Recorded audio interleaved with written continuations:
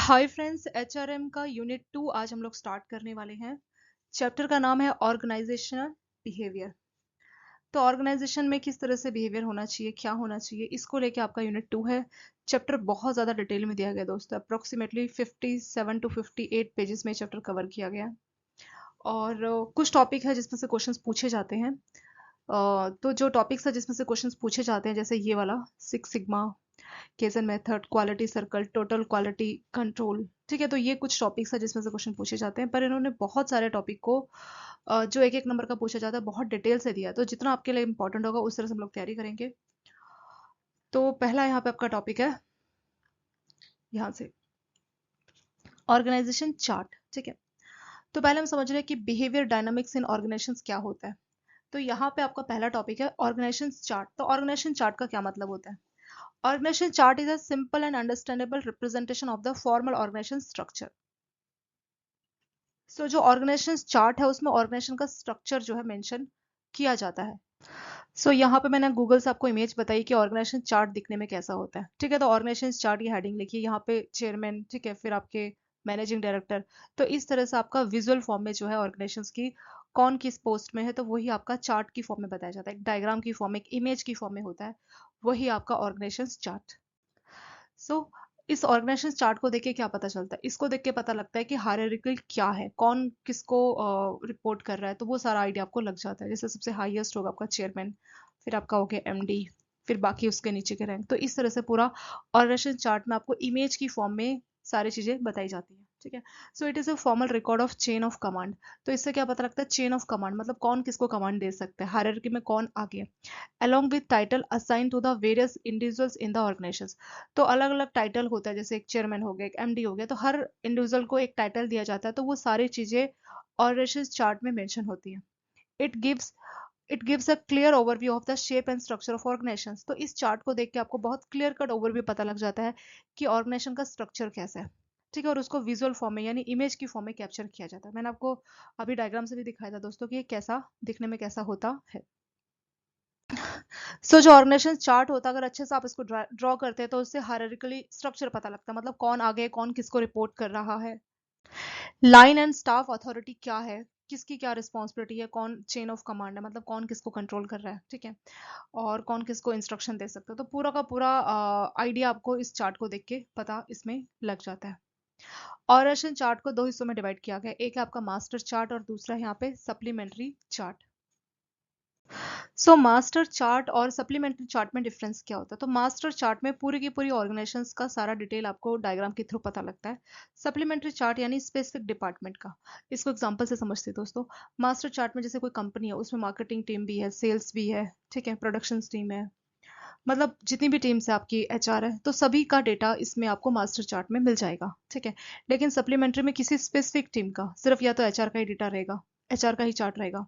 मतलब ये detail view देता है एक स्पेसिफिक डिपार्टमेंट का, ये पूरी की पूरी ऑर्गेनाइजेशन का व्यू देगा। जो मास्टर चार्ट है उसको देख के पता लगेगा कि पूरी ऑर्गेनाइजेशन में कौन है। लेकिन अगर हम इसकी बात करें सप्लीमेंट्री चार्ट, तो यहाँ पे आपको जो व्यू मिलेगा वो आपको स्पेसिफिक डिपार्टमेंट का मिलेगा, पूरी ऑर्गेनाइजेशन का नहीं मिलेगा। यही डिफरेंस है मास्टर और सप्लीमेंट्री चार्ट। जैसे मास्टर चार्ट में पूरी ऑर्गेनाइजेशन का व्यू है, तो सबसे ऊपर यहाँ पे चेयरमैन को दिखाया जाएगा। लेकिन यहाँ पे जो सप्लीमेंट्री चार्ट है ये तो किसी डिपार्टमेंट का है, तो इस वजह से डिपार्टमेंट का हेड मान लीजिए सीएम है। ठीक है, किसी स्पेसिफिक सेल्स डिपार्टमेंट बोल दीजिए, तो मान लीजिए आपकी जो सेल्स डिपार्टमेंट है उसका हेड है सीएम या जीएम जो भी है, तो उसको यहाँ पे दिखाया जाएगा, ना कि चेयरमैन को। क्यों? क्योंकि मास्टर चार्ट में पूरी ऑर्गेनाइजेशन का आपको व्यू दिखाई देता है, सप्लीमेंट्री चार्ट में किसी स्पेसिफिक डिपार्टमेंट का व्यू आपको पता चलता है। ठीक है, तो वही चीज इसमें लिखी है कि master chart show the entire organisation structure, इसमें पूरी की पूरी ऑर्गेनाइजेशन स्ट्रक्चर पता लगती है। और सप्लीमेंट्री में हमें जो अथॉरिटी है, जॉब है किसी स्पेसिफिक डिपार्टमेंट की, प्रिस्क्राइब एरिया ऑफ डिपार्टमेंट, किसी स्पेसिफिक डिपार्टमेंट का जो डेटा है आपको सप्लीमेंट्री चार्ट से पता लग जाता है। ठीक है, तो यहाँ पे हमने देखा ऑर्गेनाइजेशन चार्ट। ऑर्गेनाइजेशन चार्ट में ये टाइप का जो आपका ऑर्गेनाइजेशन चार्ट है, ये आपका सिंपल और अंडरस्टैंडेबल रिप्रेजेंटेशन होता है ऑर्गेनाइजेशन स्ट्रक्चर का। यानी ऑर्गेनाइजेशन चार्ट से आप समझ सकते हैं ऑर्गेनाइजेशन का क्या स्ट्रक्चर है, चेन ऑफ कमांड कैसी है। यानी ये फॉर्मल रिकॉर्ड है चेन ऑफ कमांड, यानी कौन किसको कमांड दे रहा है, कौन किसको इंस्ट्रक्शन दे रहा है, उनके टाइटल। ठीक है, तो उन सब की डिटेल आपको इस चार्ट में मिल जाएगी। इसको देख के आपको आपकी ऑर्गेनाइजेशन का क्या स्ट्रक्चर है, ये सारी बात आपको विजुअल यानी कि डायग्राम फॉर्म में मिल जाती है। ऑर्गेनाइजेशन चार्ट से हमें ये पता लगता है कि कौन मतलब कौन अथॉरिटी किसको रिपोर्ट कर रही है, पूरा का पूरा जो कल का जो इन्फॉर्मेशन आपको इस चार्ट की फॉर्म से मिल जाता है। ऑर्गेनाइजेशन चार्ट दो तरीके का हो सकता है, एक है मास्टर और एक है सप्लीमेंट्री। जो मास्टर चार्ट होता है उसमें पूरी की पूरी ऑर्गेनाइजेशन का डेटा मिलता है।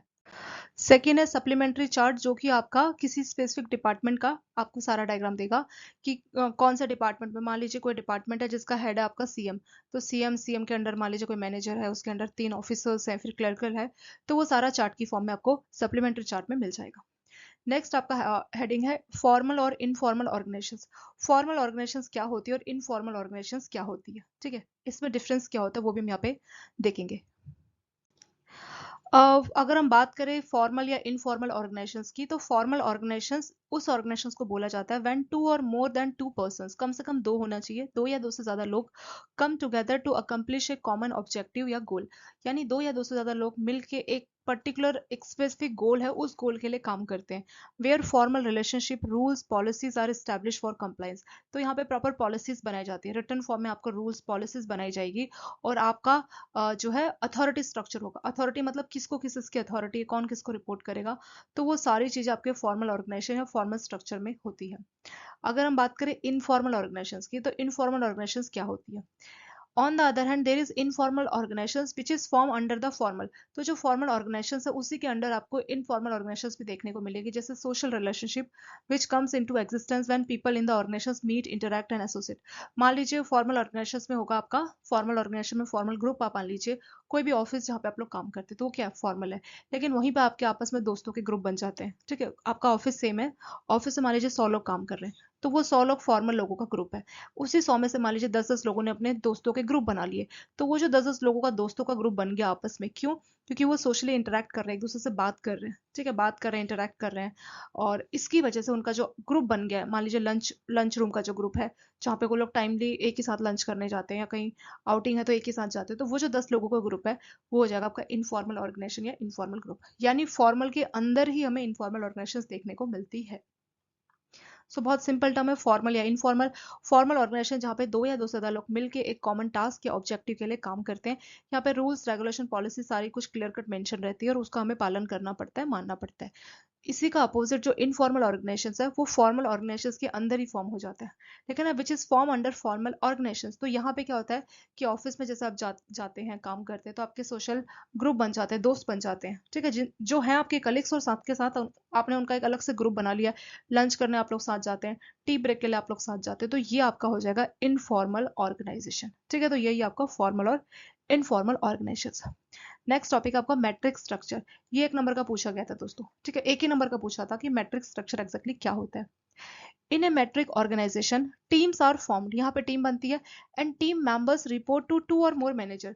तो मैट्रिक्स की सबसे बड़ी खास बात क्या है कि इसमें जनरली आपका क्या होता है, चलिए आपका एक ही मैनेजर है, एक ही बॉस है जिसको आप रिपोर्ट करते हैं, लेकिन मैट्रिक्स ऑर्गेनाइजेशन उसको बोला गया जहाँ पे टीम्स बनती है, और टीम के जो मेंबर है, मान लीजिए 5 या 10 लोगों की टीम बनी, तो वो जो 5-10 मेंबर है वो टू और मोर मैनेजर्स, यानी आपके दो या दो से ज्यादा मैनेजर्स हो सकते हैं, 3 या 4 मैनेजर भी हो सकते हैं, तो उनको आप रिपोर्ट करते हैं, वही आपका मैट्रिक स्ट्रक्चर या मैट्रिक ऑर्गेनाइजेशन। यानी अगर सिंपल भाषा में बोले कि अगर आप दो या दो से ज्यादा मैनेजर को रिपोर्ट कर रहे हैं तो उस टाइप की ऑर्गेनाइजेशन को मैट्रिक ऑर्गेनाइजेशन बोला जाता है। यानी जो main important definition matrix structure या ऑर्गेनाइजेशंस की वो यही है कि आप दो या दो से ज्यादा मैनेजर को रिपोर्ट करते हैं, ठीक है। इसके कुछ फायदे भी हैं और इसके नुकसान भी है। हाँ, इसमें एक चीज इंपॉर्टेंट हो जाती है कि यहाँ पे आपके कई सारे कम्युनिकेशन चैनल अवेलेबल हो जाते हैं, ठीक है, तो ये इसका फायदा है कि आपको कोई भी डिसीजन है उसके लिए आपके पास कई सारे कम्युनिकेशन चैनल होते हैं। इसके कुछ फायदे भी, इसके कुछ नुकसान भी, तो उसके पहले फायदों की बात करते हैं।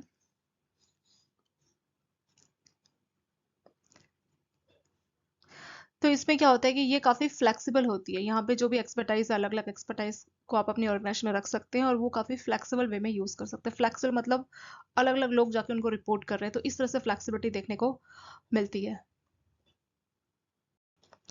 यहाँ पे जो पॉलिसीज या जो प्रोसीजर बना रहे हैं आप इंडिपेंडेंट होके बना सकते हैं, ठीक है, तो ये कुछ इसका फायदा है। इसके कुछ नुकसान भी होते हैं कि यहाँ पे सारे के सारे जो प्रोजेक्ट है वो इंडिपेंडेंट होके उनको ऑपरेट कराना पड़ता है, मतलब सारे के सारे प्रोजेक्ट को इंडिपेंडेंट होके काम कराना पड़ता है, और जिस हिसाब से प्रायोरिटीज दी गई है तो उसके हिसाब से जो फंक्शनल मैनेजर है वो बाइस भी कर सकते हैं, मतलब अलग अलग लोग आपको रिपोर्ट कर रहे हैं ना, तो आप जो आपके डिपार्टमेंट के लोग आपको रिपोर्ट कर रहे हैं या दूसरे डिपार्टमेंट के लोग भी आपको रिपोर्ट कर रहे हैं, तो जो अपने डिपार्टमेंट के लोग हैं उनको आप प्रायोरिटीज दे रहे हैं।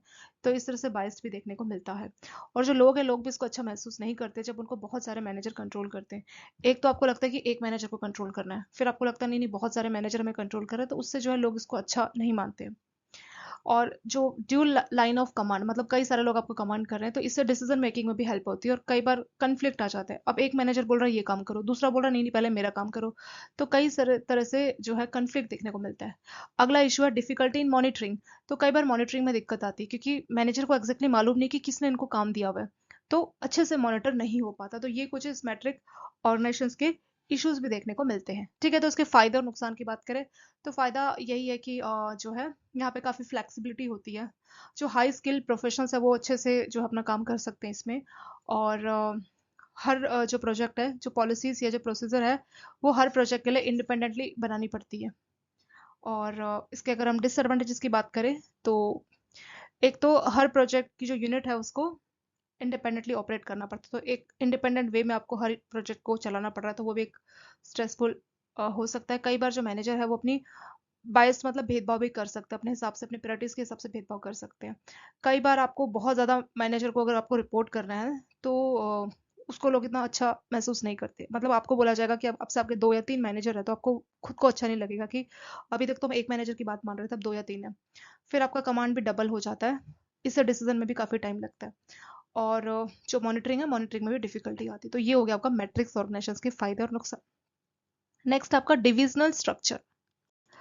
सो डिवीजन स्ट्रक्चर का क्या मतलब है? तो देखिए दोस्तों, नाम से लग रहा है डिवीजन, यानी ये एक ऐसा ऑर्गेनाइजेशन स्ट्रक्चर होता है जहां पे हर डिवीजन को एक अलग बिजनेस एंटिटी माना जाता है। मान लीजिए एक बहुत बड़ी कंपनी है, ठीक है, उस कंपनी को आप एक लार्ज अम्ब्रेला की तरह ट्रीट कर सकते हैं, और जो छोटे छोटे डिवीजन है उसके, वो सारे इंडिपेंडेंट होकर काम करते हैं। तो वही आपका division organisation. In a divisional organisations, corporate divisions operate as autonomous. Autonomous का मतलब होता है इंडिपेंडेंट होके business under the large corporate umbrella. मान लीजिए कोई बड़ी कंपनी है जो अलग अलग डिवीजन है, उसके अलग अलग चीजों में डील करती है, तो हर डिवीजन अपने में इंडिपेंडेंट होके काम कर रहा है। ठीक है, तो यही आपका होता है division structure. So her division, each division is responsible for specific product और मार्केट डिपार्टमेंट। मतलब जो एक डिवीजन है, डिवीजन एक तरह से एक इंडिपेंडेंट यूनिट की तरह काम करे, एक अलग कंपनी की तरह काम करे। जो उसका अम्ब्रेला है, जिसमें उसकी मेन कॉर्पोरेट, जिसके वो पार्ट है, जिसके वो डिवीजन है, तो जो मेन कॉर्पोरेट डिवीजन है, जो लार्ज कॉर्पोरेट अम्ब्रेला, उसके अंदर ये सारे के सारे जो डिवीजन है वो इंडिपेंडेंट होकर ऑटोनोमस तरह से काम करते हैं। तो वही आपका डिविजन स्ट्रक्चर। ये दो तरह से हो सकता है, एक आपका ऑर्गेनिक और दूसरा आपका मैकेनिस्टिक स्ट्रक्चर। ये पूछ सकते हैं। तो ऑर्गेनिक स्ट्रक्चर क्या होता है? तो organic organisations have a flat structure with only one or two level of management, emphasising a decentralised approach to management that encourage high. तो यहाँ पे क्या होता है कि यहाँ पे मैनेजमेंट का ज्यादा लेवल नहीं होगा, इसको आप एक तरीके का फ्लैट स्ट्रक्चर मान सकते हैं। यानी यहाँ पे जो है डिसेंट्रलाइज अप्रोच है। डिसेंट्रलाइज का मतलब क्या है? यहाँ पे ये जो ऑर्गेनिक है ये डिसेंट्रलाइज्ड, और जो मैकेनिस्टिक है वो आपका सेंट्रलाइज्ड है। तो पहले इसका मतलब समझते हैं कि सेंट्रलाइज और डिसेंट्रलाइज का मतलब क्या है। ये वाला है सेंट्रलाइज्ड और ये ऑर्गेनिक वाला है डिसेंट्रलाइज। सेंट्रलाइज का मतलब होता है जहाँ पे सारे डिसीजन आपके हेड ऑफिस में ले जा रहे हैं। जो इंडिपेंडेंट जो लोग हैं अलग अलग ब्रांच के, उनको पावर नहीं है कि आपको डिसीजन ले सको, तो उसकी वजह से जो मैकेनिस्टिक है इसको सेंट्रलाइज बोला गया। यानी इस स्ट्रक्चर के जो लोग हैं, एम्प्लॉयज है, उनको पावर नहीं है कि आप इनोवेटिव होकर सोचो, कोई आइडिया तो आइडिया शेयर करो। क्यों? क्योंकि आपको बस अपना काम करना है। जो डिसीजन है वो सेंट्रलाइज लेवल पे आपके हेड ऑफिस लेवल पे ले जाएंगे, आपको ये पावर नहीं दी गई है। तो वो होता है दोस्तों मैकेनिस्टिक स्ट्रक्चर। पहला ऑर्गेनिक, ये है डिसेंट्रलाइज, यानी यहाँ पे सबको पावर है। अगर जो एम्प्लॉयज है उनको इन्वॉल्व किया जाएगा, जो हाई आपके एम्प्लॉयज है उनको इन्वॉल्व किया जाता है, उनको इस बात के लिए इनकरेज किया जाता है कि आप डिसीजन मेकिंग में पार्टिसिपेट करो।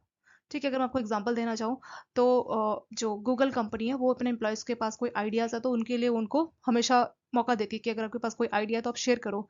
तो यहाँ पे कोई भी जो डिसीजन है उसके लिए एम्प्लॉयज को पूरा मौका दिया जाता है, उनको पूरी इंकरेज की जाती है। अगर हम एक ऑर्गेनिक ये आपका मैकेनिस्टिक की बात करें तो मैकडोनल्ड जो है वो आपका मैकेनिस्टिक है। यहाँ पे जो इंस्ट्रक्शंस है, जो रूल्स रेगुलेशंस है, वो सारा एम्प्लॉयज के पास नहीं होता, वो सारा सेंट्रलाइज लेवल पर डिसाइड होता है। ठीक है, और वो रूल्स रेगुलेशन सबको मानने पड़ते हैं।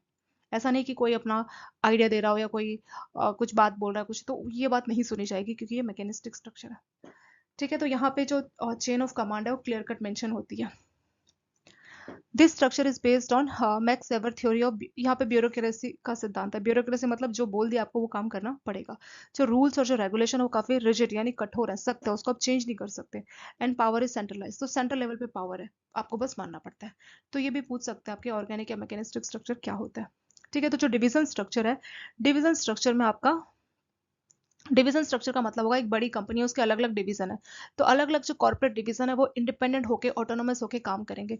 सारे के सारे डिसीजन की मार्केटिंग कैसे करनी है, सेल्स कैसे बढ़ानी है, तो वो सारा काम हर डिवीजन अपना अलग अलग जो है पूरा हिसाब किताब देख रहा है। तो वो हो जाएगा आपका डिवीजन स्ट्रक्चर। इसके बाद आता है ऑर्गेनिक और मैकेनिस्टिक स्ट्रक्चर। ऑर्गेनिक स्ट्रक्चर में क्या होता है कि ये एक तरीके का डिसेंट्रलाइज अप्रोच होता है, यानी जो एम्प्लॉयज है उनको मौका मिलता है कि डिसीजन मेकिंग में उनको इन्वॉल्व किया जाएगा। अगर किसी के पास अच्छा आइडिया तो वो शेयर कर सकता है अपनी ऑर्गेनाइजेशन के साथ, और उन आइडियाज को सुना भी जाता है। वो है आपका ऑर्गेनिक। मैकेनिस्टिक में ऐसा नहीं, ये सेंट्रलाइज्ड है, ये पूरा ब्यूरोक्रेटिक सोच है, यानी यहाँ पे आपके रूल्स रेगुलेशन सख्त है, बन चुके हैं। आपको ये पावर नहीं दी गई कि आप कुछ अपना आइडिया दो या अपनी कोई बात रखो, उसका पावर आपको नहीं दिया जाता मैकेनिस्टिक में। ठीक है, यहाँ पे पावर सेंट्रलाइज होती, यानी जो इनके हेड ऑफिस है वहां पे डिसीजन लिए जाएंगे, और हर जगह हर ब्रांच हर एम्प्लॉयज को इसको मानना पड़ेगा, आप कुछ भी चेंज नहीं करा सकते। मैंने आपको एग्जाम्पल भी दे दिया, मैकडोनल्ड में इस तरह से होता है।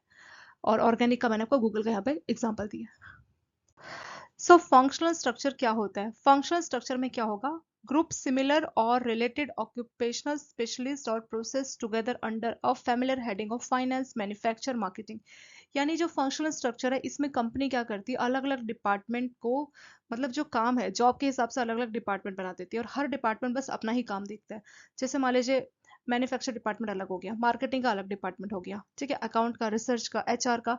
तो सारे डिपार्टमेंट इंडिपेंडेंट इंडिपेंडेंट होकर काम करते हैं, वो अपने अपने काम में मतलब लगे रहते हैं। ऐसा नहीं कि सभी को ज्यादा कोऑर्डिनेशन बिठाना है, ज्यादा नहीं होता, सब अपना इंडिपेंडेंट होकर काम करते हैं। तो वही आपका फंक्शनल स्ट्रक्चर यहाँ पे। फंक्शन, फंक्शन का मतलब है जॉब, काम के आधार पे डिपार्टमेंट बना दिए जाते हैं। जैसे जो मैन्युफैक्चर है उसका काम अलग है, तो मैन्युफैक्चर का डिपार्टमेंट एक अलग हो जाएगा। ठीक है, मार्केटिंग वाले का जो डिपार्टमेंट है वो सिर्फ मार्केटिंग देखेगा और कोई काम नहीं देखेगा। यानी यहाँ पे क्या हो रहा है एग्जैक्टली, फंक्शन के आधार पे, जॉब या काम के आधार पे जो है अलग अलग डिपार्टमेंट स्ट्रक्चर बना दिए गए हैं। वही आपका फंक्शनल स्ट्रक्चर, तो वही चीज यहाँ पे इसमें लिखी गई है। इसका अगर हम डिसएडवांटेजेस बोले तो ये हो सकता है कि यहाँ पे इतना अच्छा से आपको टीम वर्क देखने को नहीं मिलेगा। क्यों? क्योंकि अलग अलग डिपार्टमेंट बस अपने ही गोल, जैसे मार्केटिंग है तो उसका अपना गोल है, तो एक ओवरऑल जो कंपनी का गोल है, ठीक है, ओवरऑल जो कंपनी का इंटरेस्ट है वो इतना पूरा नहीं हो पाता, क्योंकि सारे के सारे डिपार्टमेंट बस अपना अपना एरिया देखते हैं। तो ये थोड़ा सा इसका डिसएडवांटेजेस हो गया। अगर इसके फायदे की बात करें तो हर डिपार्टमेंट अपना स्पेसिफिक रोल के हिसाब से काम करता है, और जो एम्प्लॉयज है वो जिस चीज़ में अच्छा है, जैसे मार्केटिंग वाले को मार्केटिंग में जॉब मिल गई तो वो उसको टेंशन नहीं कि मैं अकाउंट भी देखूँ या बाकी चीज़ें देखूँ, तो जो आपको आता है वो वाला काम का डिपार्टमेंट आपको दिया जाएगा, फिर आपको बाकी चीज़ों की इसमें टेंशन नहीं रहती। तो डिसएडवांटेजेस बस यही है कि इतने अच्छे से डिपार्टमेंट आपस में कोऑर्डिनेशन नहीं करते, क्योंकि हर कोई अपना अपना देखता है, इंडिपेंडेंट होकर जो काम कर रहा है ना, तो हर कोई अपने गोल के पीछे लगता है। ऑर्गेनाइजेशन का जो टोटल गोल है उस पर ज़्यादा ध्यान किसी का नहीं जाता है। तो ये हो गया आपका फंक्शनल स्ट्रक्चर, जहाँ पे फंक्शन या जॉब के आधार पे आपके काम का डिपार्टमेंट का बंटवारा किया जाता है। ठीक है, फाइनेंस डिपार्टमेंट एक हो गया, मार्केटिंग, अकाउंट, तो इस तरह से अलग अलग डिपार्टमेंट बना दिए जाते हैं, और वो डिपार्टमेंट अपना इंडिपेंडेंट होके काम करते हैं। यहाँ पे आपके रॉबर्ट ओवन जो कि 1771 से 1858 थे, और चार्ल्स बेबेज जो कि 1792 से 1871 है। तो इन्होंने जो है कैसे प्रोडक्टिविटी बढ़ाई जा सकती है ऑर्गेनाइजेशंस में, तो इन्होंने अपने अपने प्रिंसिपल्स दिए थे। तो जो पहले वाले आपके रॉबर्ट रॉबर्ट ने बोला था कि जो आपके लोग हैं, वर्कर्स है, जो एम्प्लॉयज है, उसको विटल मशीन बोला था उन्होंने। और उन्होंने कहा था कि किसी भी मैनेजर या कंपनी का जो बेस्ट इन्वेस्टमेंट है वो उनके वर्कर्स में, यानी आपको अपने जो वर्कर्स है उनके ऊपर खर्चा करना चाहिए, उनकी ट्रेनिंग स्किल्स ये सब बढ़ानी चाहिए, तो उससे आपको अच्छी प्रोडक्टिविटी मिलेगी, उनको अच्छी वर्किंग कंडीशन आपको देनी चाहिए। सो जो आपका रॉबर्ट थे वो मानते थे, वो बिलीव करते थे कि अगर आप बेटर कंडीशंस दे रहे हैं अपने वर्कर्स को तो उससे उनकी प्रोडक्टिविटी बढ़ेगी। यानी आपको खर्चा अपने, जो आपके इन्वेस्टमेंट है, जो आपको खर्चा अपने वर्कर्स पे करना चाहिए, उनको अच्छी कंडीशन देना, उनको अच्छी सुविधाएं देना, तो ये चीज कहना था आपका रॉबर्ट का। जो दूसरे थे आपके चार्ल्स बेबेज, इनका कुछ और कहना था। ये मैथमेटिक के प्रोफेसर थे, और इन्होंने बोला था कि अगर आप चाहते हैं कि आपकी प्रोडक्टिविटी बढ़े तो आप साइंटिफिक प्रिंसिपल यूज कीजिए। जैसे जो रॉबर्ट थे उनका कहना था कि नहीं, आप अपने जो खर्चा इन्वेस्टमेंट अपने एम्प्लॉयज में कीजिए, उनको अच्छी कंडीशन दीजिए। जो आपका चार्ल्स बेबेज थे, इनका ये नहीं कहना था, ये बोल रहे थे कि आप साइंटिफिक मेथड, कुछ साइंटिफिक तरीके या साइंस साइंस के कुछ प्रिंसिपल को, साइंटिफिक तरीकों को इस्तेमाल कीजिए, उससे आप जो है प्रोडक्टिविटी बढ़ा सकते हैं और खर्चा कम कर सकते हैं। जैसे बहुत बड़ा टास्क है तो उसको छोटे देना। तो साइंटिफिक तरीकों से, साइंटिफिक प्रिंसिपल को यूज करके आप क्या कर सकते हैं, अपनी प्रोडक्टिविटी बढ़ा सकते हैं और खर्चा घटा सकते हैं। जैसे कोई बड़ा टास्क है तो छोटे छोटे टास्क में उसको डिवाइड कर देना, ठीक है। तो इस तरह से आप अपनी प्रोडक्टिविटी बढ़ा सकते हैं। तो ये जो है दो आपका दो जो आपके रॉबर्ट और आपका चार्ल्स बेबेज है, तो उनका पर्सपेक्टिव था कि कैसे ऑर्गेनाइजेशन अपनी जो है प्रोडक्टिविटी बढ़ा सकती। तो रॉबर्ट जी का कहना था कि अपने जो एम्प्लॉयज हैं उन पे आप खर्चा कीजिए, उनको अच्छी वर्किंग कंडीशन दीजिए, तो उससे वो खुश होकर अच्छा से काम करेंगे, आपकी प्रोडक्टिविटी उनकी बढ़ जाएंगी, आपकी ऑर्गेनाइजेशन अच्छा से परफॉर्म करेगी, ठीक है। बाबेज का कहना था नहीं, आप साइंटिफिक तरीके या कुछ साइंटिफिक के प्रिंसिपल को यूज कीजिए, लोगों पे खर्चा मत कीजिए, बस आप साइंटिफिक तरीकों को इस्तेमाल कीजिए और उसकी हेल्प से आप अपना प्रोडक्टिविटी बढ़ा सकते हैं और खर्चा कम कर सकते हैं।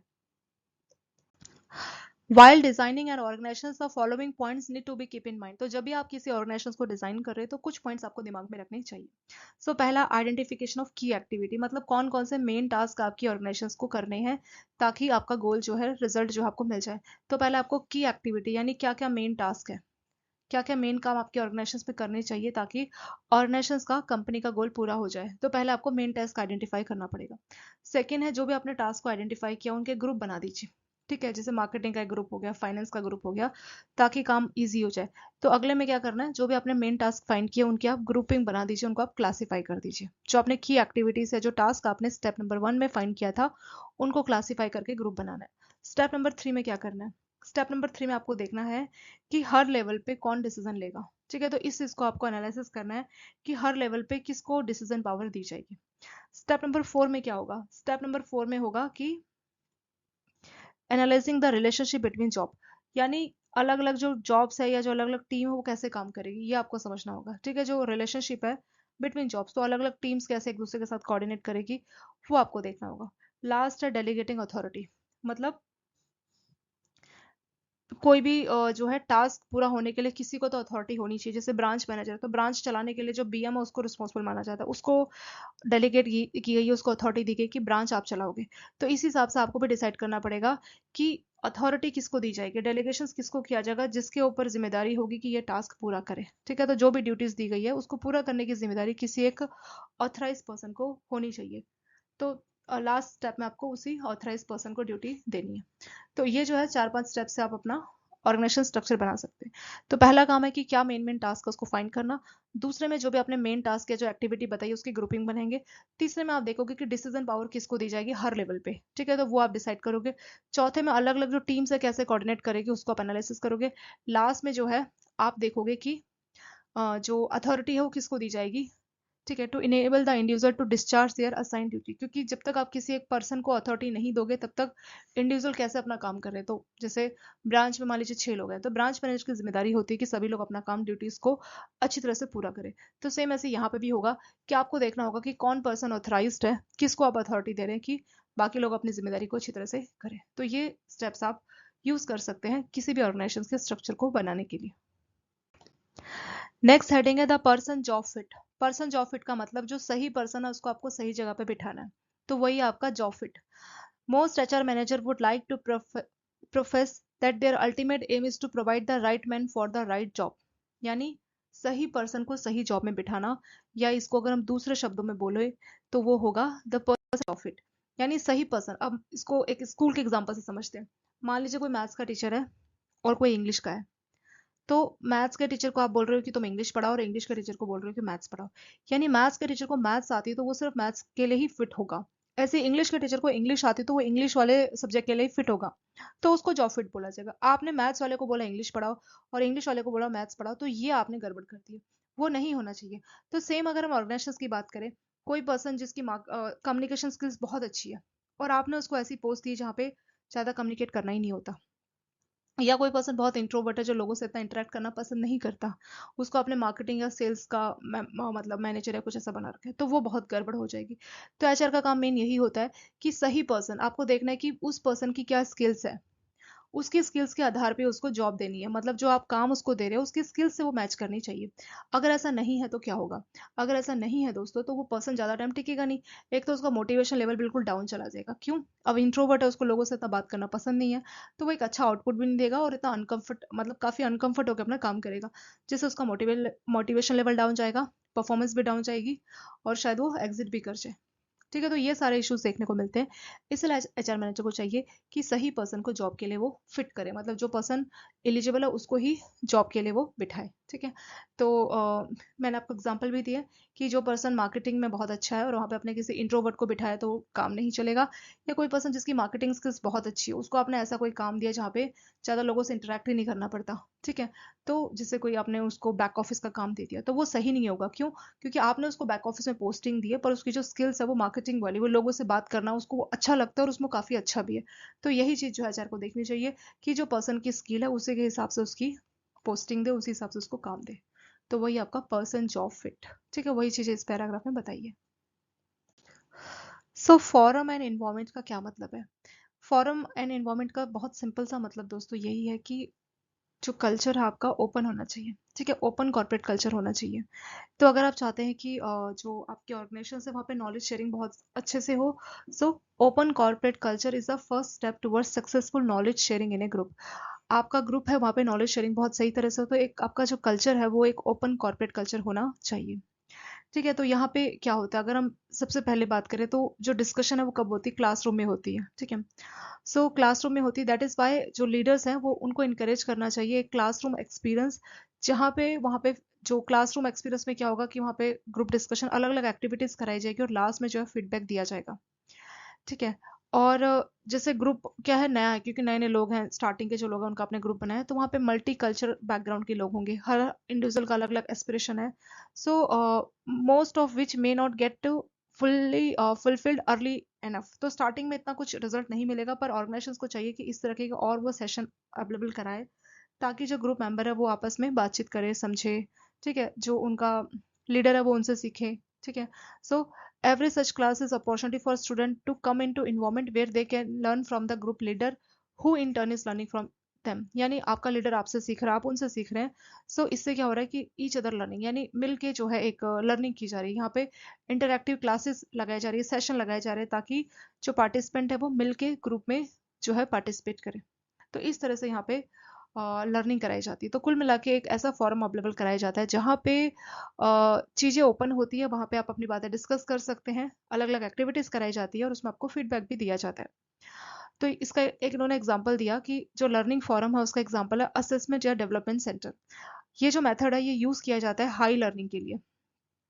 ठीक है, तो असेसमेंट सेंटर में क्या होगा कि कुछ एक्सरसाइज कराई जाती है, एक फिक्स नहीं है, दो तीन एक्सरसाइज हो सकती है। जैसे आपका ग्रुप डिस्कशन हो सकता है वहाँ पे। ठीक है, असेसमेंट सेंटर में ग्रुप डिस्कशन हो सकता है, या फिर आपको कुछ प्रॉब्लम दे दिया जाएगा, कोई टफ सिचुएशन दी जाएगी और बोला जाएगा कि इसमें से आप बताइए कि बेस्ट कोर्स ऑफ एक्शन आप क्या करेंगे। कोई टफ सिचुएशन आपको दी जा सकती है। ठीक है, तो अलग अलग चीज़ें हो सकती है कि जॉब रिलेटेड आपको सिमुलेशंस करा दिया। ठीक है, कुछ कई बार आपके इंटरव्यूज भी ले लिए, या आपका साइकोलॉजिकल टेस्ट कि मतलब इस सिचुएशन में आप किस तरह से डिसीजन लोगे, या इन बास्केट एक्सरसाइज। इन बास्केट एक्सरसाइज में क्या होता है कि एक बास्केट मान लीजिए उसमें पर्चे हैं और उस पर्चों में कुछ लिखा है कि आपको कस्टमर की कंप्लेंट पहले रिप्लाई करनी है, या आपको पहले अपने लोन की रिकवरी के लिए जाना है। तो चार पांच ऑप्शंस रहेंगे और आपको सेलेक्ट करना है कि आप प्रायोरिटीज क्या दोगे। यानी ये सच में नहीं हो रहा है, ये बस सिमुलेशन हो रहा है। सिमुलेशन मतलब एक नकल की जा रही है, एक मोक बनाया जा रहा है, और उस मोक या सिमुलेशन एनवायरनमेंट में आपसे पूछा जा रहा है कि आप मान लीजिए ब्रांच मैनेजर हैं, आप बताइए आप क्या करोगे। तो इस तरह से कई सारी एक्सरसाइज कराई जाती है, वो सारा आपका असेसमेंट सेंटर मेथड में ही आएगा। ग्रुप डिस्कशन यहाँ पे कराए जाते हैं। ठीक है, और आपकी डिसीजन मेकिंग प्रॉब्लम, जैसे कोई भी प्रॉब्लम है उसका सॉल्यूशन में आप कैसे डिसीजन लेते हैं। ठीक है, और रिटर्न कम्युनिकेशन एक्सरसाइज हो सकता है। तो ये सारी चीज़ें आपकी असेसमेंट सेंटर या डेवलपमेंट सेंटर में ये सारी चीज़ें कराई जा सकती है। तो ये सारे मेथड है जिससे पता लगेगा कि जो एम्प्लॉयज़ है वो किस तरह से परफॉर्म कर रहा है, वो कैसा डिसीजन ले सकता है, यानी एम्प्लॉयज़ की कम्युनिकेशन स्किल कैसी है, उसकी डिसीजन पावर कैसी है। तो ये सारी चीज़ें पता लग जाती है, और साथ के साथ उनको फीडबैक भी दिया जाता है कि टीम वर्क में आप कैसे काम कर रहे हैं, ऐसे टाइम पे आप डिसीजन कैसे ले पा रहे हैं। मान लीजिए कोई प्रॉब्लमेटिक सिचुएशन आपको बता दी गई है कि आपके पास एक ही घंटा बचा है, उसी घंटे में आपको अपने कस्टमर को भी प्रॉब्लम सॉल्व करनी है और आपका एक बहुत इंपॉर्टेंट लोन भी सैंक्शन करना है। तो आप क्या करेंगे, पहले क्या करेंगे, तो इसमें बेस्ट डिसीजन क्या होना चाहिए। तो इस तरह से आपको लास्ट में फीडबैक भी दिया जाता है। फीडबैक में ये पता लग जाता है कि हमें एटलीस्ट आइडिया लग जाता है ना कि क्या चीज़ हमने सही की है, क्या हमने गलत की है।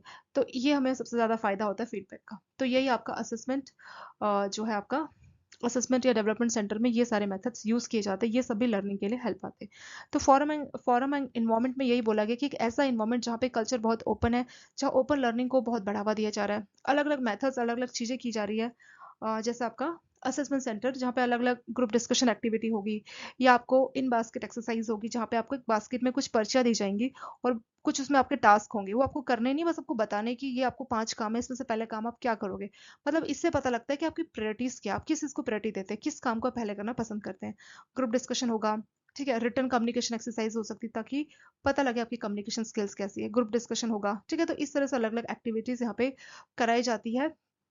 और साथ के साथ क्लासरूम वाली ट्रेनिंग भी होती है।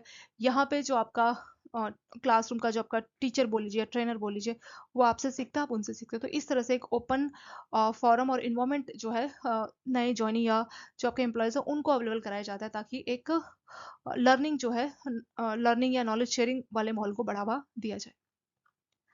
नेक्स्ट है दोस्तों आपका ग्रुप डायनामिक। ग्रुप डायनामिक का क्या मतलब होता है, ठीक है। तो अगर इसकी हम डेफिनेशन देखें, यानी ग्रुप डायनामिक में इस बात पे फोकस किया जाता है कि ग्रुप कैसे फॉर्म होता है और कैसे वो डेवलप होता है, कैसे वो फंक्शन करता है, मतलब ग्रुप बनता है कैसे, वो प्रोसेस कैसे होता है और कैसे वो फंक्शन करता है। तो वही चीजें जो है ग्रुप डायनामिक में स्टडी की जाती है। It refers to the attitude and behaviour characteristics of a group, यानी ग्रुप का क्या एटीट्यूड है, क्या कैरेक्टरिस्टिक्स है, and it is concern with how group form. जो ग्रुप डायनामिक है वो इस बात से कंसर्न रखता है कि ग्रुप कैसे बनता है, उसका स्ट्रक्चर क्या होता है, कितने लोग होते हैं, ठीक है, and how they function, group कैसे फंक्शन करता है। तो वही हो जाएगा आपका ग्रुप डायनामिक। यहाँ पे उन्होंने ग्रुप की डेफिनेशन दी है। Group is defined as several individual who come together to accomplish a particular task या गोल। तो एक गोल है, गोल को पूरा करने के लिए कुछ लोग आते हैं और उनका ग्रुप बन जाता है, तो वही होता है आपका ग्रुप, ठीक है। तो ग्रुप आपका ऑर्गेनाइजेशंस ग्रुप भी हो सकता है। Group are good for both organisations and members. तो ऑर्गेनाइजेशंस के लिए और मेंबर दोनों के लिए ग्रुप काफी इंपॉर्टेंट होता है। स्पेशली कोई आपको टास्क, कोई इंपॉर्टेंट टास्क पूरा करना है तो उसके लिए आपका ग्रुप बनाया जाता है। जैसे कोई काम दे दिया गया तो वो काम एक ग्रुप को दे दिया जाएगा कि आपको ये काम कंप्लीट करना है, ठीक है। तो वही चीज इसमें देखी जाती है। ग्रुप से क्या फायदा होता है, इससे पोटेंशियल फॉर सिनर्जी, सिनर्जी का पोटेंशियल इसमें देखने को मिलता है। सिनर्जी का मतलब क्या है, it refers to creation of a whole that is greater than the sum of its part. यानी मान लीजिए आपने ग्रुप बनाया, उस ग्रुप का आउटपुट, मान लीजिए 10 लोगों का आपने ग्रुप बनाया, तो 10 लोगों ने मिलकर जो काम किया इज इक्वल टू 10 लोगों ने जो अलग अलग काम किया। तो जब 10 लोगों ने मिलके काम किया वो ज्यादा आता है, आउटपुट ज्यादा आता है। मतलब जब आप 10 लोग मिलके काम करते हैं तो ज्यादा आउटपुट मिलता है एज कम्पेयर टू जब आपने अलग अलग काम किया और सबको ऐड कर दिया जाए, ठीक है। तो 10 लोग अलग अलग काम कर रहे हैं, उनके आउटपुट को आप ऐड कर दो, और 10 लोगों ने ग्रुप बना के मिलके काम किया, तो मिलके काम करने वाला आउटपुट ज्यादा आता है, उसी को बोला जाता है सिनर्जी। मतलब ग्रुप की वजह से क्या होता है, सिनर्जी का पोटेंशियल बनता है। यानी जो सेपरेटली लोगों ने काम किया और जो एज ए होल ग्रुप ने काम किया तो वो ज्यादा आउटपुट देता है, ठीक है। तो इससे क्या होता है कि जो मेंबर्स है उनका टोटल जो अकम्पलिशमेंट होता है, जो ग्रुप का अकम्पलिशमेंट होता है वो ज्यादा होता है एज कम्पेयर टू उनकी इंडिविजुअल कैपेबिलिटीज। तो ये ग्रुप का फायदा होता है। सो ग्रुप डायनामिक एक्जेक्टली क्या है दोस्तों, ग्रुप कैसे बनता है, कैसे फॉर्म होता है, कैसे प्रोसेस करता है, तो यही चीजें आपके ग्रुप डायनामिक में देखी जाती है। ग्रुप क्या है, कुछ लोग मिलकर किसी टास्क को पूरा करने के लिए अपना ग्रुप बनाते हैं। ये ऑर्गेनाइजेशंस के लिए भी फायदा है और वो जो मेंबर्स है उनके लिए भी फायदा है। ग्रुप स्पेशली किसी टास्क को कंप्लीट करने के लिए किया जाता है। ग्रुप का सबसे बड़ा फायदा है सिनर्जी क्रिएट करते हैं। सिनर्जी का मतलब क्या है, सिनर्जी का मतलब एज ए ग्रुप अगर आप काम कर रहे हैं, ठीक है, पूरा का पूरा ग्रुप मिलके काम कर रहा है, तो जो टोटल ग्रुप का आउटपुट आ रहा है वो ज्यादा होगा एज कम्पेयर टू अगर अलग अलग मेंबर जो भी काम कर रहे हैं। तो जो इंडिविजुअल कैपेबिलिटीज है उसके कंपैरिजन में जो होल कैपेबिलिटी है, ग्रुप कैपेबिलिटी, वो ज्यादा होती है, उसी को सिनर्जी बोला गया है। यहाँ पे इन्होंने ग्रुप और टीम में डिफरेंस दिया है। तो ग्रुप और टीम में डिफरेंस क्या होता है, ठीक है। तो ग्रुप क्या है कि दो या दो से ज्यादा लोग मिलके किसी टास्क के लिए अपना ग्रुप बना लेते हैं। टीम भी वही है, दो या दो से ज्यादा लोग मिलके किसी गोल को पूरा करने के लिए, ठीक है, अपना एक टीम बना लेते हैं। तो ये चीज देखने में सेम लग रही है।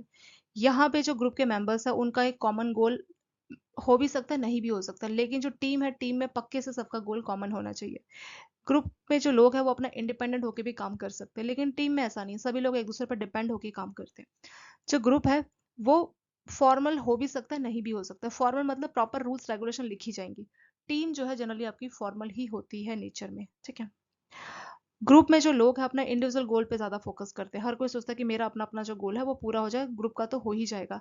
लेकिन जो टीम है उसमें वो कलेक्टिव गोल, मतलब सभी लोग मिलके, क्योंकि जब गोल ही कॉमन है तो सब कलेक्टिव गोल यानी सब मिलके अपने गोल को पूरा करते हैं। तो ये आपका ग्रुप और टीम में एक डिफरेंस इन्होंने बताया, ठीक है। ग्रुप में भी वही है, 2 या 2 से ज़्यादा लोग मिलके अपने काम के लिए एक ग्रुप बना लेते हैं। टीम में भी वही है कि कोई गोल है, किसी गोल को अचीव करने के लिए लोग अपना टीम बना लेते हैं। यहाँ पे गोल कॉमन भी हो सकता है, अलग भी हो सकता है, लेकिन यहाँ पे गोल पक्के से कॉमन होना चाहिए। ग्रुप के लोग अपना इंडिपेंडेंट होकर भी काम कर सकते हैं, लेकिन टीम के लोग एक दूसरे पर डिपेंड होते हैं। ग्रुप फॉर्मल हो भी सकता है, नहीं भी हो सकता, लेकिन टीम में जो है चीज़ें फॉर्मल होगी, clear cut rules regulation mention होंगे। जो ग्रुप है उसमें इंडिविजुअल गोल होते हैं, मतलब सब अपना अपना जो गोल है वो देख लेते हैं, लेकिन टीम में सबके कलेक्टिव गोल है, यानी एज अ टीम वो अपने गोल को देखते हैं। Group development, group dynamic is concern with why and how group develop. तो ग्रुप डायनामिक में यही देखा जाता है ना, ग्रुप कैसे बनता है, कैसे वो डेवलप करता है, ठीक है। तो ग्रुप डेवलपमेंट को लेके कुछ थ्योरीज दी गई है, देयर वर सेवरल थ्योरीज जो बताती है कि व्हाई ग्रुप डेवलप, मतलब ग्रुप कैसे डेवलप होता है, कुछ थ्योरीज दी गई है, ठीक है। तो जो पहली जो थ्योरी है क्लासिक थ्योरी, जिसको आपका जॉर्ज होमन ने इसको डेवलप किया है, तो ये क्या बोलते हैं, ये बोलते हैं कि जो ग्रुप है डेवलप होता है based on activity interaction and sentiments, यानी जो लोग हैं किसी भी ऑर्गेनाइजेशन में लोग आपस में एंगेज होते हैं, एक्टिविटीज करते हैं, इंटरेक्ट करते हैं, कुछ टाइम बाद सेंटिमेंट्स भी जुड़ जाते हैं, जैसे आपके एम्प्लॉयज के साथ आपके सेंटिमेंट जुड़ जाते हैं, जिसकी वजह से आपका ग्रुप फॉर्म होता है। तो ये इस थ्योरी में बोला गया है, ठीक है। और मतलब इनका कहना था कि लोग एक दूसरे के इंटरेक्शन में आते हैं, अपना एटीट्यूड चाहे पॉजिटिव है या नेगेटिव है उसको डेवलप करते हैं और उसके आधार पर ग्रुप बन जाता है, ये इनका कहना है। सेकेंड जो थ्योरी दी गई है वो है आपका social exchange theory. Social exchange theory क्या बोलता है, यानी ये बोलता है कि ग्रुप लोग इसीलिए बनाते हैं, ग्रुप में लोग काम करना इसीलिए पसंद करते हैं कि जो इंडिविजुअल है उनको लगता है कि ये म्यूचुअली बेनिफिट होगा, यानी जो ग्रुप के जो लोग हैं वो, जैसे मान लीजिए कुछ लोगों ने अपना ग्रुप बना लिया, ठीक है, तो लोग अपना ग्रुप इसलिए बनाते हैं ताकि उनको इस बात की एक्सपेक्टेशन होती है कि इससे हमें म्यूचुअल बेनिफिट मिलेगा, यानी हम ग्रुप के मेंबर को फायदा पहुंचाएंगे और वो हमें फायदा पहुंचाएंगे, तो ऐसा उनको लगता है। तो इसी वजह से जो है ग्रुप फॉर्म हो जाते हैं, ग्रुप डेवलप हो जाते हैं। तो ये है आपका सोशल एक्सचेंज थ्योरी, यानी यहाँ पे लोग इसीलिए ग्रुप बनाते हैं, इस एक्सपेक्टेशन पे, इस उम्मीद पे कि इससे हमें म्यूचुअली बेनिफिट होने वाला है। ट्रस्ट हो या कोई भी प्रॉब्लम है तो वो आप आसानी से ग्रुप में शेयर कर सकते हैं, या किसी और को प्रॉब्लम है तो हम उसकी प्रॉब्लम का सॉल्यूशन दे सकते हैं। तो वही चीज़ इसमें बोली गई कि म्यूचुअल बेनिफिट होगा, दोनों को फायदा होगा, इसीलिए जो है लोग आपस में ग्रुप बनाते हैं। तीसरा आपका सोशल आइडेंटिटी थ्योरी। ये थ्योरी क्या बोलती है, नाम से आपको लग रहा होगा आइडेंटिटी। तो कुछ इंडिविजुअल ऐसा लगता है कि अगर वो किसी ग्रुप का पार्ट है तो उसकी वजह से उनको अपनी अलग से आइडेंटिटी फील होती है, ठीक है। तो ये ग्रुप फॉर्मेशन को लेकर अलग से थ्योरी देता है।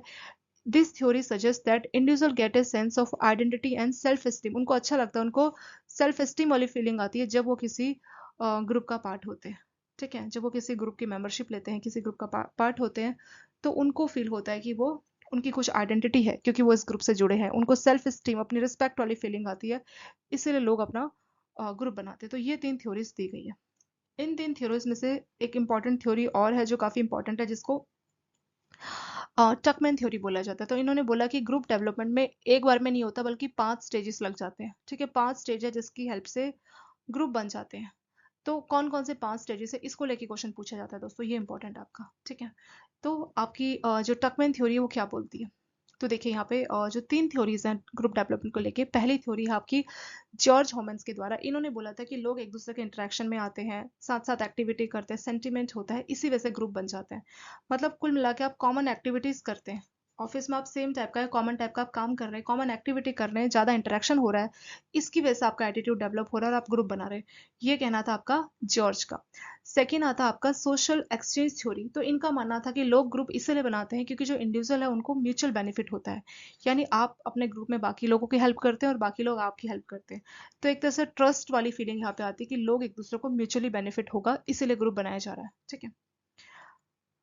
तीसरा आपका सोशल आइडेंटिटी थ्योरी, ये बोलती है कि अगर आप किसी ग्रुप का पार्ट है तो आपको आइडेंटिटी वाली या सेल्फ एस्टीम वाली फीलिंग आती है, इसीलिए आप अपना ग्रुप बनाते हैं। तो ये बताया गया आपका सोशल आइडेंटिटी थ्योरी में। तो ये 3 थ्योरीज ग्रुप डायनामिक को लेके बताई गई है। इसके अलावा टकमैन ने अपना एक थ्योरी दिया था, वो काफी इंपॉर्टेंट है। इन्होंने बोला था कि जो ग्रुप डेवलप है एक बार में नहीं होता, पूरे 5 स्टेजेस है, यानी कुछ स्टेजेस से गुजरना पड़ता है। तो कौन कौन से स्टेजेस है, मतलब इनका ये कहना था कि अचानक से ग्रुप बन गया तो ऐसा नहीं कि आप ग्रुप बनते ही आप बहुत अच्छा परफॉर्मेंस देखने लोगों के, नहीं, कई सारे स्टेजेस होते हैं ग्रुप के डेवलपमेंट में। जैसे कोई बच्चा है, पहले धीरे धीरे बड़ा होता है, मतलब मतलब बच्चा पहले धीरे धीरे बढ़ता है, बड़ा होता है, एडल्ट होता है, तब वो जॉब करके कुछ एक आउटपुट, एक अच्छी सैलरी अपनी फैमिली को देता है। तो सेम ऐसे ग्रुप का भी है कि ग्रुप स्टार्टिंग से डेवलप नहीं हो जाता, कुछ स्टेजेस, कुछ प्रॉब्लम आती है, कन्फ्लिक्ट या रेजोल्यूशन अराइज होता है। उन सभी कन्फ्लिक्ट को पार करने के बाद ही आपका जो ग्रुप है एक अच्छा आउटपुट देना शुरू करता है। तो टकमैन थ्योरी में 5 स्टेजेस बताए हैं। पहला आपका फॉर्मिंग, दूसरा है स्टॉर्मिंग, तीसरा है नॉर्मिंग, चौथा परफॉर्मिंग और लास्ट आपका एडजॉर्निंग। तो पांचों स्टेज के बारे में वन बाय वन इसको देखेंगे। तो फॉर्मिंग पहला स्टेज है, जब ग्रुप के मेंबर स्टार्टिंग में अपना ग्रुप बनाते हैं, ठीक है। तो यहाँ पे कंफ्यूजन देखने को मिलती है। तो जो पहला स्टेज है फॉर्मिंग का, नया नया ग्रुप बना है ना, तो लोग ज्यादा एक दूसरे को जानते नहीं है, तो कंफ्यूजन और अनसर्टेनिटी देखने को मिलती है। और रीजन क्या है? रीजन ये कि जो गोल है वो एस्टेब्लिश नहीं हो पाता, मतलब लोगों को पता ही नहीं चलता कि क्या गोल है, किस लिए हमारा ग्रुप जो है बनाया गया है। इसमें जो मेंबर्स है वो भी एक दूसरे को जानेंगे, अभी जानते नहीं है, ठीक है। और इस ये जो फॉर्मिंग वाले स्टेज में यहाँ पे जो है जो ग्रुप के मेंबर है वो एक दूसरे को अच्छी तरह से नहीं जानते, और वो अनश्योर है अपने रोल्स को लेके, क्या हमारे रोल्स हैं, क्या हमारे ग्रुप का पर्पस है। तो इस चीज को लेके अनसर्टेनिटी भी देखने को मिलती है, ठीक है। तो ये आपका फॉर्मिंग स्टेज हो गया। सेकंड है आपका स्टॉर्मिंग, जो कि आपका सेकंड स्टेज है, ठीक है। तो इस स्टेज में क्या होता है कि इसमें सबसे ज्यादा डिसएग्रीमेंट या कन्फ्लिक्ट देखने को मिलेगा। जो मेंबर्स है ऑफन चैलेंज ग्रुप गोल, तो जो गोल बनाया गया, यहाँ पे इन्होंने बातचीत करके गोल बनाया, तो गोल को वो चैलेंज करने लगते हैं और पावर को लेके यहाँ स्ट्रगल स्टार्ट हो जाता है, ठीक है। यहाँ पे जो टीम मेंबर है वो कुछ टेंशन क्रिएट कर सकते हैं कि नहीं मेरे को पावर मिलेगी या मैं ग्रुप हेड बनूंगा। तो इस तरह से यहाँ पे आपके जो इंडिविजुअल हैं उनके बीच में लीडरशिप पोजीशन को लेके लड़ाई झगड़ा शुरू होता है। तो सबसे ज्यादा डिसएग्रीमेंट, कन्फ्लिक्ट, लड़ाई झगड़ा इस स्टॉर्मिंग स्टेज में देखने को मिलता है। तीसरा स्टेज है आपका नॉर्मिंग, ये थर्ड स्टेज है, ठीक है। यहाँ पे अब थोड़ी सी सिचुएशन बेटर होने लग जाती है। जो इंडिविजुअल डिफरेंसेस है वो लोग रिकॉग्नाइज करते हैं कि हाँ ये प्रॉब्लम आ रही है, और उसका डिस्कशन यहाँ पे नॉर्मिंग स्टेज में हो जाता है। यहाँ पे लोग एग्री करते हैं कि किस तरह से मिलके काम करना चाहिए, क्योंकि गोल को पूरा करने के लिए तो मिलके काम करना चाहिए, ज्यादा टाइम तक लड़ाई झगड़ा करने से कुछ रिजल्ट मिलने वाला नहीं है। ये बात नॉर्मिंग स्टेज में आ जाती है। At this stage the group member will begin to develop a feeling of group cohesion. जो ये वर्ड है दोस्तों, ग्रुप कोहेंसन, मतलब आपस में ग्रुप के लोग एक दूसरे के साथ जुड़ा हुआ महसूस करते हैं, इमोशनली लोग कनेक्ट हो जाते हैं, ठीक है। अपने ग्रुप की आइडेंटिटी की भी उनको फीलिंग आती है कि ये हाँ हाँ हमारा एक ग्रुप है, एक पर्टिकुलर पर्पस के लिए बनाया गया है। यहाँ पे जो है एक दूसरे के कॉपरेट के साथ वो एफर्ट्स लगाते हैं ताकि हमें अच्छा रिजल्ट मिले।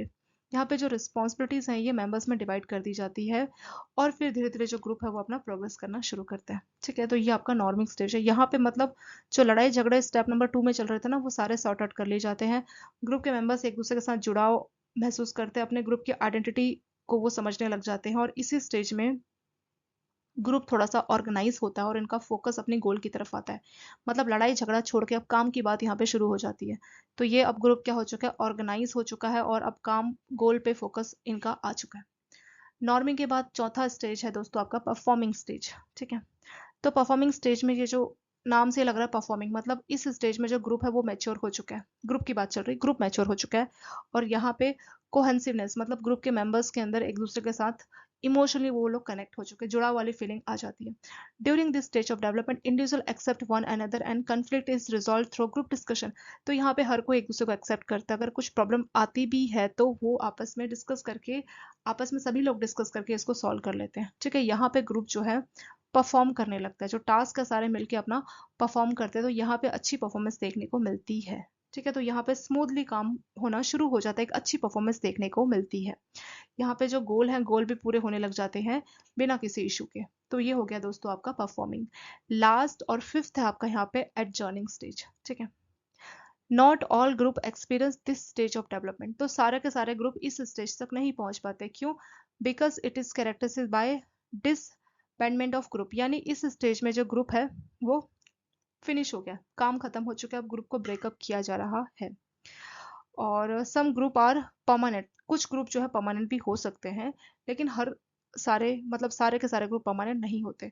यहाँ पे ग्रुप जो है वो डिस्बैंड हो गया है with common reasons being the accomplishment. कुछ भी रीजन हो सकता है कि जिस टास्क के लिए बनाया गया था तो वो टास्क पूरा हो गया है, या जो इंडिविजुअल है उन्होंने बोला कि हम कहीं और जाएंगे, कहीं और जाके काम करेंगे। तो किसी भी रीजन की वजह से ग्रुप को जो है अलग करना पड़ता है, जो मेंबर्स है उनको हटाना, यानी ग्रुप को एक तरह से डिस्बैंड करना पड़ता है। जो मेंबर्स है वो अपना अपना रास्ते पे चले जाते हैं। मेंबर्स जो है ग्रुप के वो क्लोजर वाली फीलिंग आती है उनको, सैडनेस, क्योंकि अब सभी जा रहे हैं, काफी टाइम तक उन्होंने मिलके काम किया, तो यहाँ पे प्रोजेक्ट कंप्लीट हो चुका है और जो मेंबर्स है वो अपने अपने रास्ते में चले जाते हैं, इसलिए इस टाइम पे थोड़ा सा लोगों को सैडनेस वाली फीलिंग आती है। ठीक है, तो ये आपके 5 स्टेज है जिसकी हेल्प से आपका ग्रुप जो है बनता है, डेवलप होता है। ठीक है, तो टकमैन की थ्योरी काफी इंपॉर्टेंट है। 5 स्टेज है: forming, storming, norming, performing and adjourning. Forming में नया नया ग्रुप है, लोग एक दूसरे को जानने लगते हैं, तो यहाँ पे स्टार्टिंग में कंफ्यूजन और अनसर्टनिटी बहुत ज्यादा देखने को मिलती है क्योंकि गोल भी यहाँ पे डिसाइड नहीं हो पाता। सेकेंड है स्टॉर्मिंग। सबसे ज्यादा प्रॉब्लम इस स्टेज में आती है, यहाँ पे बहुत ज्यादा डिसएग्रीमेंट, कन्फ्लिक्ट, पावर को लेकर स्ट्रगल, लड़ाई इसी वाले स्टेज में शुरू होती है। बहुत फाइटिंग होती है कि मैं लीडर बनूंगा, मैं, या गोल को लेके भी कि नहीं ये गोल हम नहीं लेंगे, या कुछ भी जो है, इस वजह से बहुत ज्यादा डिसएग्रीमेंट, कन्फ्लिक्ट स्टॉर्मिंग स्टेज में होता है। नॉर्मिंग में जब है लोग तो थोड़ा सा एक दूसरे को समझना शुरू करते हैं, ग्रुप के साथ वो जुड़ाव महसूस करते हैं, एफर्ट्स लगाते हैं कि हाँ जो भी हमारे ग्रुप का गोल है वो पूरा हो जाए। ठीक है। चौथा आपका परफॉर्मिंग। यहाँ पे सारी प्रॉब्लम सॉल्व हो चुकी होती है, ग्रुप मैच्योर हो चुका होता है और एक दूसरे के साथ वो जुड़ाव महसूस करते हैं। कुछ भी प्रॉब्लम अगर आती भी है तो आसानी से ग्रुप डिस्कशन से सॉल्व हो जाती है। तो इस स्टेज में ग्रुप अच्छा खासा परफॉर्म कर रहा होता है। ठीक है। और यहाँ पे जो ग्रुप है वो टास्क को कलेक्टिवली परफॉर्म कर रहा होता है, मतलब हर कोई अपना परफॉर्मेंस दे रहे होते हैं, पर एज ए ग्रुप जो पूरे ग्रुप को टास्क दिया जा रहा है वो सभी लोग मिलकर पूरा कर लेते हैं। ठीक है, तो यहाँ पे इमोशनल इशू की बात नहीं चल रही, यहाँ पे अब फोकस हो रहा है कि गोल क्या, गोल है, गोल पे ज्यादा फोकस किया जाएगा, तो इसीलिए सबकी परफॉर्मेंस काफी इंप्रूव हो जाती है। लास्ट है एडजॉर्निंग। सारे ग्रुप इस वाले स्टेज को एक्सपीरियंस नहीं करते। यहाँ पे क्या होता है कि जिस पर्पस के लिए ग्रुप बना था वो ग्रुप का पर्पस पूरा हो चुका है, तो इसलिए अब ग्रुप को हमें क्लोज करना है, या फिर कुछ मेंबर्स जो अपने अपने रास्ते भी चले जाते हैं, तो इसकी वजह से ग्रुप जो है एडजॉर्न हो जाता है। यहाँ पे जो मेंबर्स है वो काफी दुखी, सैडनेस वाली फीलिंग आती है। क्यों? क्योंकि काफी टाइम तक वो ग्रुप के साथ जुड़े थे, अब उनको अपने अपने रास्ते जाना है, तो इसलिए थोड़ा सा वो सैड महसूस करते हैं। चलिए दोस्तों, अब हम लोग भी चले जाते हैं, अपना पार्ट 1 हो गया हमारा कंप्लीट। पार्ट 2 में हम लोग ना ग्रुप टाइप, यहाँ से हम लोग पार्ट 2 में डिस्कस करेंगे। और ये जो लास्ट टॉपिक था ना, ये आपका ग्रुप वाला, ये इंपॉर्टेंट था, जो टकमैन ने 5 है ना, ये वाला इंपॉर्टेंट है, इसमें से क्वेश्चन पूछे जा सकते हैं। ओके दोस्तों, thank you so much for watching this video.